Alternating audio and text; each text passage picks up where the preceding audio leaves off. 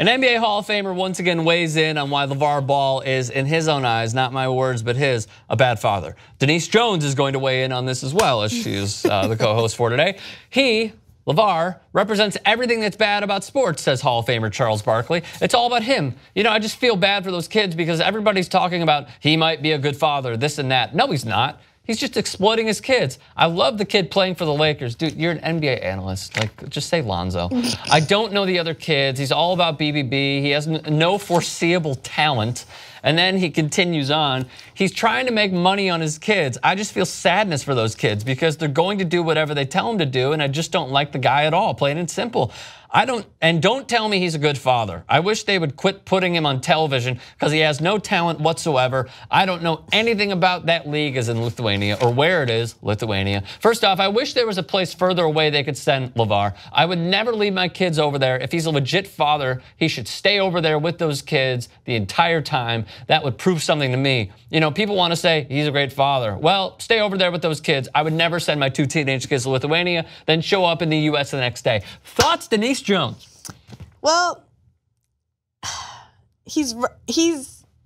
I agree with some of his statements. Okay. But I can't agree with like the whole like he has no talent, he's not a good father, because it's very apparent. Like his talent is marketing. He might have not that's true. He might have not been the best athlete. He might have not been the best coach, but he's a great marketer. And whether his kids were playing in the NBA or not, he was still going to sell you a product one way or another. So that's his talent, marketing. And that's an important talent these days. Yeah, good point. So that's a talent.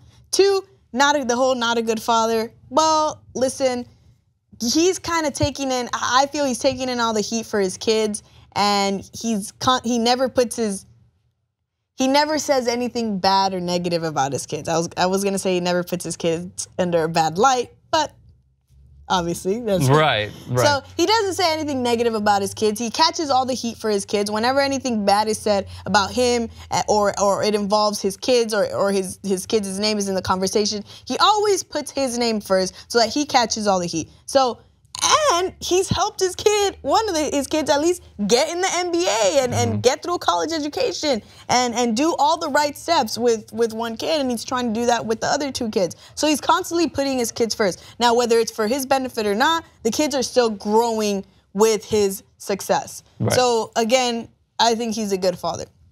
I think it's impossible, let me interject, to say that he's a bad father. It is. It is we don't impossible. really know what's going on behind the scenes. Right. I think it's impossible to like completely claim either way that you know he's a good father or bad father. Right. We've seen a maximum of what, 75, being generous, 75 hours of broadcast of LaVar Ball, what he's wanted us to see. We don't know how that man treats his kids at home. Exactly. I will agree with what I think Charles Barkley was trying to say, was that all that we see him on TV yapping about his kids doesn't necessarily mean he's a good father. Right. But I don't. Correct, I don't and think it's misconstrued whether he's good or bad. Right, and it's misconstrued with what he said because he went off on different tangents inside of an entire cloud of tangents. As Charles Barkley usually does. Yeah, exactly. But I'd say if I had to pick between whether he's a good father or a bad father, the line that I'm standing in is a good. I don't see any bad from it. You're right. I don't think it's enough information to say one or the other. But if I had to choose one, I'm gonna lean on the positive side. Now. Yeah. With the rest of his statement, and it's my final point, he's right in the sense where he should stay with those kids in Lithuania. Lithuania, yeah, he should, because one of them is 16, and though he's breaking a record, being the youngest U.S. player to play overseas, great, fantastic, but at the end of the day, your kids aren't even 20. Like, I mean, yeah, one of them is 16 and 19. 16 and 19. They're not even 20. Like, they're by themselves over there. I don't know where the mom is. Is she going to be over there or not? Frankly, I think they need a Probably not.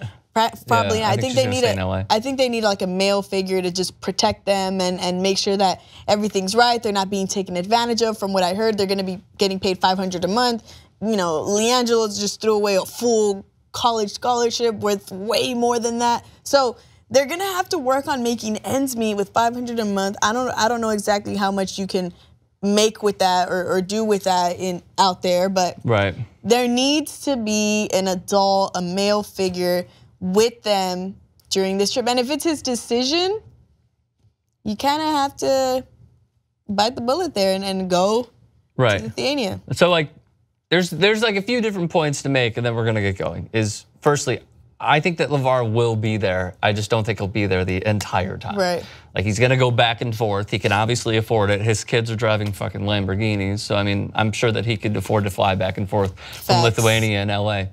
So on top of that, like the whole, again, misconstruing him being a bad father just because he talks shit all the time. What I believe Charles was really doing is standing up for the players that he has insulted, but those players don't want to go back at him. Right. Like the one thing that I pointed to when Michael Jordan decided to reply back to LaVar Ball is he just validated everything that LaVar Ball was doing by simply acknowledging him.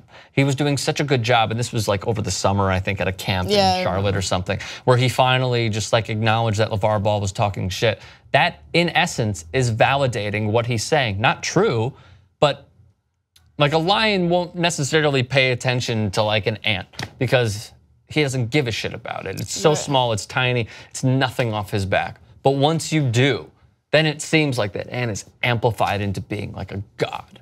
But what if this ant has like a microphone and it's just like making all this with one of his disruption? So like, yo. Like if it's a loud ass ant, you don't think the lion's gonna look?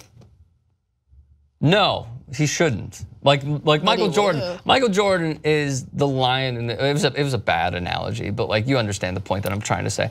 Lastly, don't try to like go into the psychology of LaVar Ball at all, let alone him being a father to 3 kids that he's raised, because he's already been successful with getting one at UCLA, primo program, even though I hate Steve Alford, and then also with the Los Angeles Lakers, one of the best franchises ever in the National Basketball Association. So even if the other 2, LaMelo and LiAngelo, don't make it to the NBA, it's already a success story for the Balls, because not only, as you said, there was one talent of, it appears many, marketing, but also having a kid that is the franchise player for one of the best and most recognizable franchises of all time. So he's already won. Yeah.